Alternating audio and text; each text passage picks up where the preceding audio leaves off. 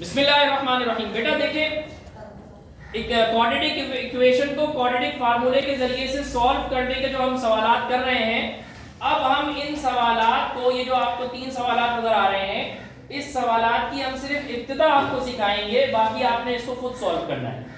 बेटा ये सवाल है क्वेश्चन नंबर 6, 1/2x² + 3/4x - 1 = 0।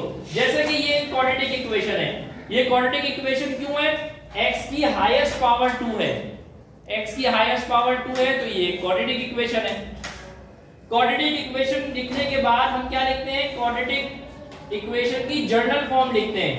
ये आपको याद होनी चाहिए मेरा बेटा, ये आपको याद होनी चाहिए।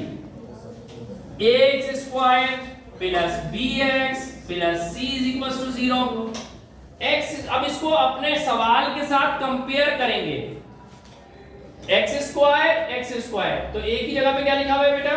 1/2।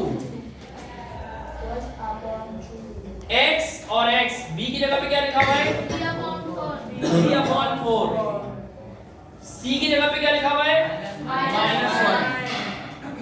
बेटा आप a b c आपको मालूम हो चुका है, फार्मूला आपको पता है, फार्मूले में आप वैल्यूज पुट करेंगे और आंसर निकालेंगे। क्वेश्चन नंबर 10, ये एक क्वाड्रेटिक इक्वेशन है। कैसे पता चला? x की हाईएस्ट पावर 2 है। आप बोलेंगे सर इसमें x, सिंपल x नजर नहीं आ रहा मुझे। कोई बात नहीं, हाईएस्ट पावर 2 नजर आई, आपने इसको क्वाड्रेटिक इक्वेशन का नाम दिया। अब आपने क्वाड्रेटिक इक्वेशन को जर्नल फॉर्म में लिख दिया। अब आपने क्वाड्रेटिक इक्वेशन को जर्नल फॉर्म, जो आपको याद है, हुज़ैफा कुरैशी आपने याद कर ली है ना भाई? ax² + bx + c = 0।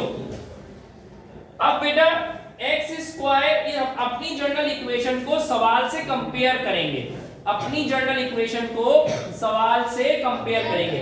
x² a किसके बराबर है? 1। x कहां है? x नहीं है ना, x का जो है ना पत्ता ही साफ हो गया। यहां पर x है ही नहीं, x वाली टर्म है ही नहीं हमारे सवाल में, तो b क्या होगा? 0।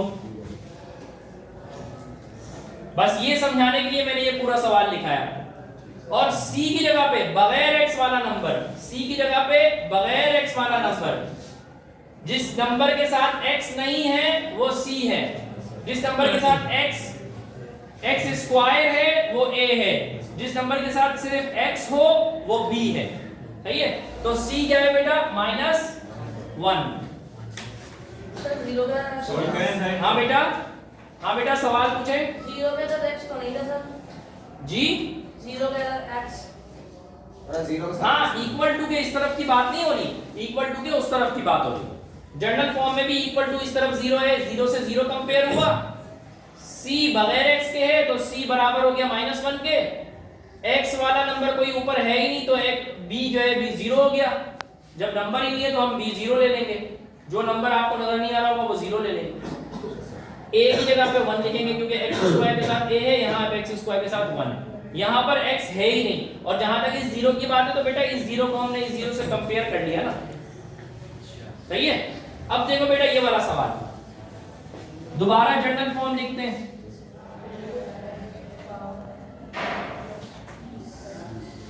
जीरो 0 से कंपेयर बेटा, x² से कंपेयर, a किसके बराबर हो गया?